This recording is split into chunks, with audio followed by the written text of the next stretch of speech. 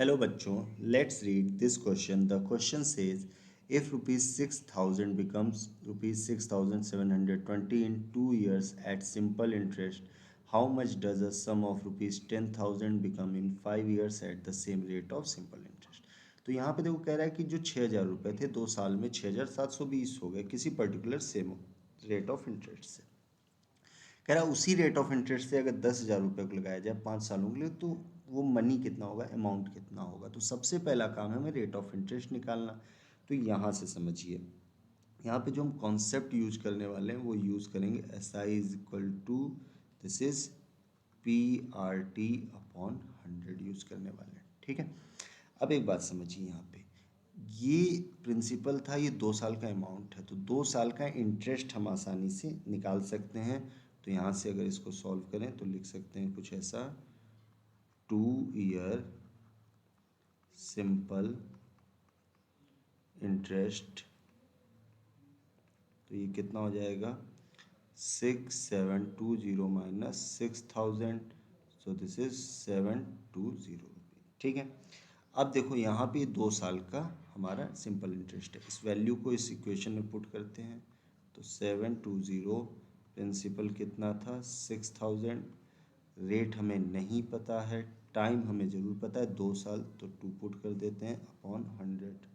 देखो यहाँ से ये कैंसिल आउट हो जाएगा, एक जीरो से ये जीरो गया, 6 से ये कैंसिल आउट होगा 12।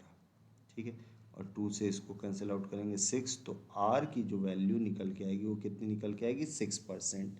मतलब 6% के रेट से हमारा पैसा 6,000 से 6,720 हो रहा था। अब उसी रेट से हमें 10,000 रुपये लगाना है। तो 10,000 पे पहले हम क्या करेंगे, अमाउंट निकालने के लिए एक फॉर्मूला यूज़ कर सकते हैं कि प्रिंसिपल प्लस सिंपल इंटरेस्ट, या फिर डायरेक्ट अमाउंट का फॉर्मूला। तो हम यहाँ पे इंटरेस्ट निकाल देते हैं। तो देखो यहाँ पे again S I is equal to P R T upon 100। अब यहाँ पे प्रिंसिपल कितना है हमारे पास, 10,000 है, रेट हमें पता है 6, और टाइम हमें 5 ईयर दे रखा है, यहाँ से अपॉन 100, ये कैंसिल आउट हो जाएगा।